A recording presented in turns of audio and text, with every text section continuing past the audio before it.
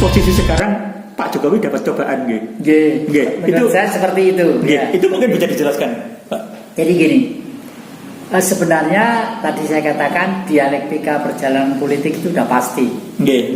Pancasila memang oke. Tapi Pancasila itu masih filosofis, Mas. Realita, praktek politiknya harus ada, Dan Pancasila itu memang hasil pidato Bung Karno di depan sidang Dukur Cumbi Josakai 1 Juni 1945. Meskipun Bung Karno konsultasi dulu dengan tokoh-tokoh sepuh yang lainnya, baru intinya dipidatokan di situ ya.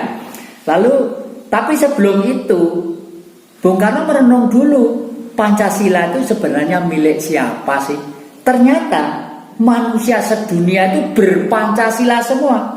Orang Amerika berpancasila, orang Eropa berpancasila, orang Cina berpancasila, orang Negro berpancasila. Nah, akhirnya Pancasila itu digali oleh Bung Karno. Kapan menggalinya? 4 Juli 1927. Waktu Bung Karno kuliah di ITB Bandung. Bung Karno jalan-jalan ke selatan, ke suatu desa. Ada orang kerja mencangkul, keringetnya basah ya toh, cangkulnya panas diterik matahari. Bung Karno tanya, itu cangkul siapa? Itu sawah siapa? Di mana luasnya? Dijelaskan, cangkul kami, ini sawah kami mulai dari batas desa sana, desa sana. Kesimpulannya Bung Karno, Indonesia itu masyarakatnya tidak malas, rajin bekerja keras, tanahnya subur, gemah ripah airnya gemericik. Kenapa hidupnya miskin? Ternyata yang memiskinkan itu adalah sistem. Orang yang miskin karena sistem disebut kaum marhen. Marhen ya, kaum marhen. Lalu ajarannya disebut marhenisme. Nah, terus manusia yang bekerja dan bergerak di bidang ajaran Bung Karno disebut kaum marhenis.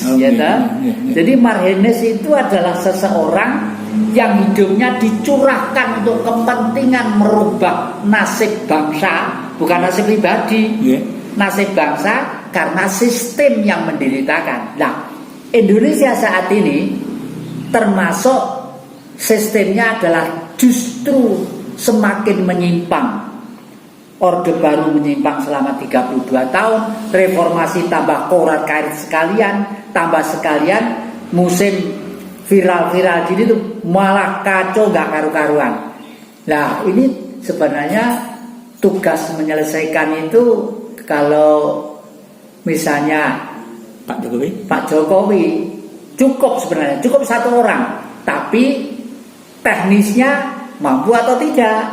Nah, kalau misalnya teknisnya tidak mampu, mungkin ring-ring yang mendampinginya kurang akomodatif ya, kurang ini.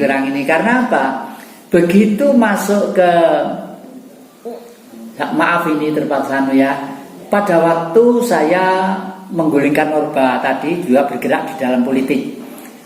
Pak Harto itu pinter, ininya jenius Pak Harto itu ya. Waktu itu ada 11 partai. 11 partai itu kalau gunduli satu-satu ketua umumnya lah sulit lah. Lebih baik diringkas jadi 3. Wong Indonesia itu isinya adalah P3, Golkar, PDI. Nah itu. Dan teknis untuk membina itu ada sendiri. Semua pemimpin-pemimpinnya adalah orang yang dipegang oleh Orde Baru ya, supaya gampang nyetirnya gitu.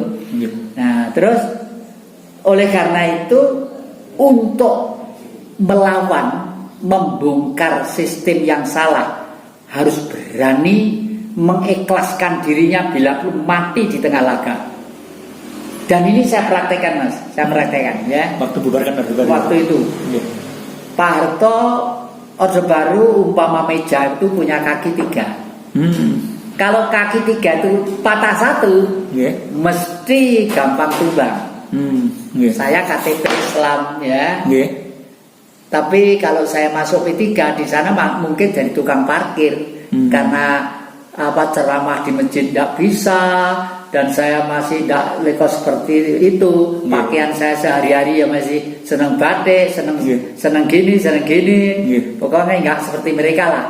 Kalau saya masuk Golkar, meskipun saya itu pegawai negeri, percuma. Pasti di sana sudah ada struktur dan sistem yang dikondisikan sedemikian rupa, yang intinya hanya siapa, hanya seperti itu. Akhirnya ke PDIP. Nah, sampai pada waktu itu didatangilah saya oleh Pak Ali Murtopo, Menteri Penerangan, Jenderal Ali Murtopo. Datang ke saya di Malang karena saya masuk pegawai negeri itu tahun 64 atau 74 gitu loh ya. 74 saya naik pegawai negeri itu. Di Indonesia itu mungkin hanya 2 yang tidak mau tanda tangan Golkar. Saya dengan anak buah saya Dalang juga di Kediri, sudah almarhum ya. Terus Pak Ali Murtopo datang ke sini. Jat, kamu tuh aja gelonjong loh. Gelonjong pripun toh Pak? Saya kalau dengan beliau itu bahasa Jawa gitu. Bapak tanya itu, piye anak buahmu? Ngerti toh? Anak buahmu sih dimaksud awakmu gitu. Kabeh wong sak Indonesia kabeh ikut tanda tangan Golkar kok kowe ora. Apa sih elek ngene? Nah, saya karena dalang dan pernah menjadi pelawak ya. Saya guyoni. Kan beliau juga 2 kali periode. Ada beberapa orang yang menyebutkan kemungkinan ketiga. Ini kan Pak Jati tadi sempat bilang bahwa ini semacam cobaan untuk Pak Jokowi. Ini mungkin bisa dijelaskan gitu. Ya pendapat seperti itu boleh-boleh saja, namanya manusia. Dan lagi sekarang ini kan nanti kan ada pilihan langsung ya.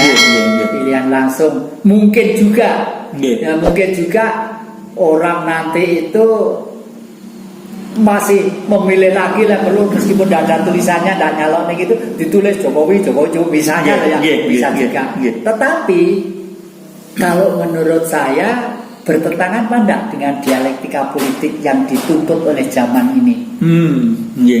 Adalah zaman milenium ketiga, adalah zaman Marxisme.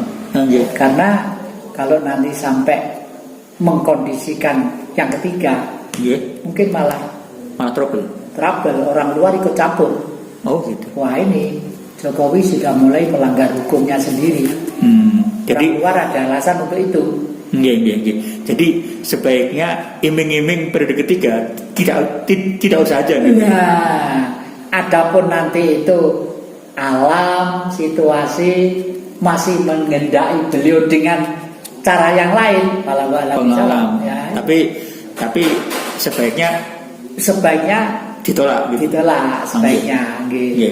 Karena taktis banget masih taktis banget. Supaya ditolak. Formalnya ditolak, urusan nanti. Nah, gitu. Ada kejadian apa? Yaitu urusan. Soalnya kalau sampai diterima, justru jadi sasaran. Sasaran bumerang. Betul.